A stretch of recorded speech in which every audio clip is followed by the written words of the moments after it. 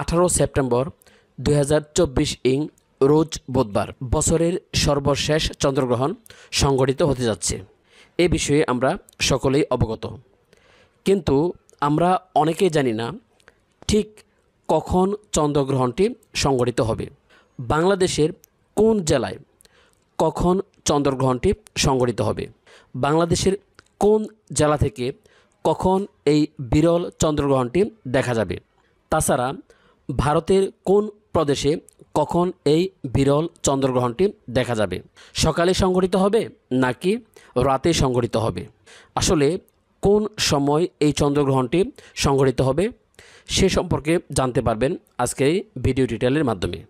এই চন্দ্রগ্রহণটি ঠিক কত ঘন্টা স্থায়ী হবে, বাংলাদেশে এবং ভারতে এই চন্দ্রগ্রহণের প্রভাব পড়বে কিনা, সূর্যগ্রহণ এবং চন্দ্রগ্রহণের সময় গর্ভবতী মায়েদের কি করা উচিত এবং কি করা উচিত নয়, সূর্যগ্রহণ এবং চন্দ্রগ্রহণ গর্ভবতী মায়ের এবং গর্ভের বাচ্চার কি ক্ষতি করতে পারে ইত্যাদি সম্পর্কে বিস্তারিত জানতে পারবেন আজকের এই ভিডিও টিউটোরিয়ালের মাধ্যমে।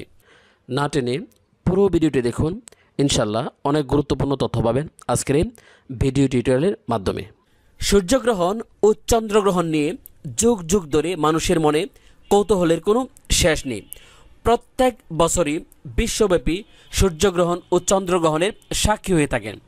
এই গ্রহণ শুভ না অশুভ, এই গ্রহণ মানুষের জীবনে কেমন প্রভাব ফেলতে পারে তা নিয়ে বিভিন্ন ধরনের সংস্কার এবং কুসংস্কার প্রচলিত রয়েছে।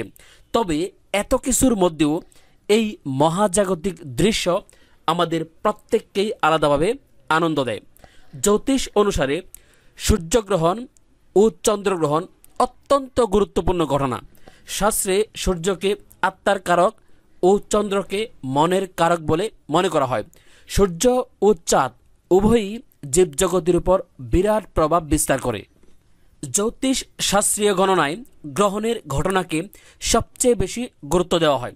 এর সঙ্গে সঙ্গে গ্রহণকে বৈজ্ঞানিক দৃষ্টিকোণ থেকে একটি বড় ঘটনা হিসেবে বিবেচনা করা হয়। গ্রহণ হলো হিন্দু ধর্মের একটি প্রধান গুরুত্বপূর্ণ ঘটনা। মহাজাগতিক ঘটনায় সবসময় গ্রহণ একটি উল্লেখযোগ্য পরিস্থিতি, তেমনি হিন্দু ধর্মেও গ্রহণকে অত্যন্ত গুরুত্বের সঙ্গে মেনে চলা হয়। বিজ্ঞানের মতে গ্রহণ কখনোই খালি চোখে দেখা উচিত নয়। এই সময় বেশ কিছু নিয়ম মেনে চলা উচিত। রয়েছে বহু নিষেধাজ্ঞা, নানা সতর্কতা অবলম্বন করার কথা বলা হয় এই সময়। ভারতের একাধিক রাজ্যে সূর্যগ্রহণকে কেন্দ্র করে বিভিন্ন কুসংস্কার প্রচলিত রয়েছে। অনেকেই মনে করেন গ্রহণের সময়, অর্থাৎ তা সূর্য বা চন্দ্র যাই হোক না কেন, সেই সময় খাবার খাওয়া, রান্না করা শুভ নয়। পৌরাণিক কাহিনীতে এই সূর্য ও চন্দ্রগ্রহণ নিয়ে বহু গল্প রয়েছে। ভারতের পাশাপাশি বিশ্বের অনেক দেশেও এই গ্রহণকে অশুভ বলে মনে করা হয়। বহুকাল থেকে প্রচলিত ধারণা অনুসারে কোরিয়ানরা মনে করেন যে সূর্যকে চুরি করে নিয়েছে কোনো এক রাক্ষসী কুকুর। কোরিয়ান লোকসঙ্গীতে এই সূর্যকে নিয়ে বহু সুর বাঁধা হয়েছে। পশ্চিম আফ্রিকার বেনিন ও টুগে উপজাতির মানুষেরা বিশ্বাস করেন যে গ্রহণ মানে সূর্য ও চন্দ্রের মধ্যে ক্রমাগত যুদ্ধ। প্রাচীন গ্রিসের পৌরাণিক কাহিনীতে মনে করা হতো সূর্যগ্রহণের ঘটনা মানেই কোনো না কোনো দেবদেবী রুষ্ট হয়েছেন, যার ফলে কোনো দুর্যোগের আশঙ্কা করা হতো। সূর্যগ্রহণ ও চন্দ্রগ্রহণের সময় গর্ভবতী মহিলাদের যে সকল নিয়ম মানতে হবে। সূর্যগ্রহণ ও চন্দ্রগ্রহণের সময় গর্ভবতী মহিলাদেরও একাধিক নিয়ম মেনে চলতে হয়। এই সময় তাদের বাড়ির বাইরে যেতে নিষেধ করার পাশাপাশি কিছু না খাওয়ার পরামর্শ দেন জ্যোতিষরা। এই সময় মন্দির বন্ধ রাখা হয়, পুজো অর্চনাও করা হয় না। গ্রহণের পর গোটা মন্দির বা বাড়ি গঙ্গা জল দিয়ে ধুয়ে দেবদেবীর মূর্তিকে শুদ্ধ করে তবেই পুজো করা হয়। সূর্যগ্রহণ হোক বা চন্দ্রগ্রহণ, হিন্দু ধর্ম ও জ্যোতিষশাস্ত্রে উভয়কেই অশুভ বলে মনে করা হয়। তাই এই সময় কিছু নিয়ম মেনে চলার পরামর্শ দেওয়া হয়েছে। যাতে সূর্যগ্রহণ ও চন্দ্রগ্রহণের কুফল এড়ানো যায়। গ্রহণের সময় কিছু খাওয়া বা পান করা উচিত নয়। এছাড়াও তুলসী পাতা খাদ্য দ্রব্যগুলিতে রাখতে হবে যাতে গ্রহণের খারাপ প্রভাব না পড়ে। গ্রহণের সময় নেতিবাচক শক্তি বৃদ্ধি পায় যা ব্যক্তির মনেও প্রভাব ফেলে। তাই এই সময়ে বড় কোনো সিদ্ধান্ত নেবেন না। তর্ক এড়িয়ে চলুন। সম্ভব হলে ভ্রমণ করবেন না। সূর্যগ্রহণের সময় যতটা সম্ভব ঈশ্বরের উপাসনা করুন। সূর্যগ্রহণের সময় মন্দিরের দরজা বন্ধ রাখুন। চন্দ্রগ্রহণের পর স্নান করে দান করুন। গরিবদের দান করলে গ্রহণের অশুভ ফল কমে যায়।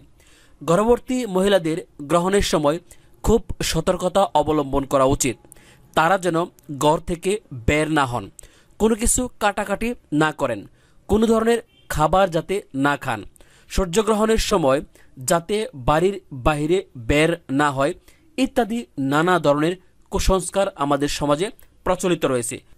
অনেকেই বলে থাকেন চন্দ্র বা সূর্যগ্রহণের সময় গর্ভবতী মা যদি কোনো কিছু কাটাকাটি করেন তাহলে কান কাটা, নাক কাটা বা প্রতিবন্ধী বাচ্চা জন্ম নেয়। তাহলে চলুন আমরা সরাসরি বাংলাদেশ আবহাওয়া অধিদপ্তরের নোটিশ বা বিজ্ঞপ্তিটি এক নজর দেখে নিই।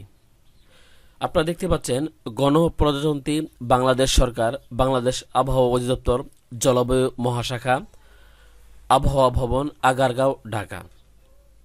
বিষয় আগামী 18 সেপ্টেম্বর 2024, 3 আশ্বিন 1431 বুধবার আংশিক চন্দ্রগ্রহণের বিবরণ।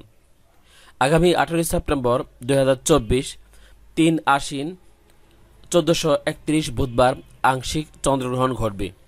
গ্রহণটির বিবরণ নিম্নে প্রদান করা হলো।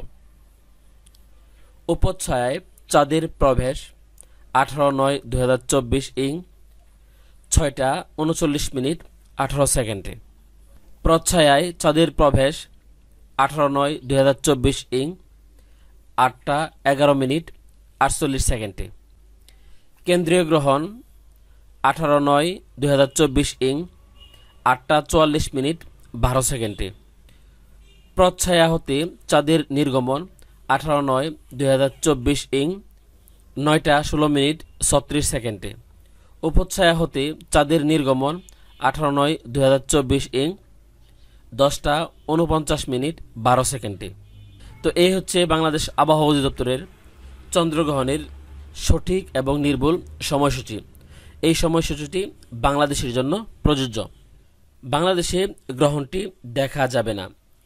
দৃশ্যমান এলাকা অর্থাৎ কোন কোন জায়গা থেকে এই চন্দ্রগ্রহণটি দেখা যাবে: অ্যান্টার্কটিকা, পশ্চিম ভারত মহাসাগর, আফ্রিকা, ইউরোপ, আটলান্টিক মহাসাগর এবং পলিনেশিয়া অঞ্চলে চন্দ্রগ্রহণটি আংশিকভাবে দৃশ্যমান হবে। জ্যোতিষ শাস্ত্র অনুসারে বছরের দ্বিতীয় সূর্যগ্রহণটি ঘটতে যাচ্ছে আগামী 2 অক্টোবর। সূর্যগ্রহণ শুরু হবে রাত 9:13 থেকে এবং সূর্যগ্রহণটি শেষ হবে ভোর রাত 3:17। সূর্যগ্রহণের মোট সময়কাল 6 ঘন্টা 4 মিনিট। কিন্তু দ্বিতীয় সূর্যগ্রহণটিও ভারতে দেখা যাচ্ছে না।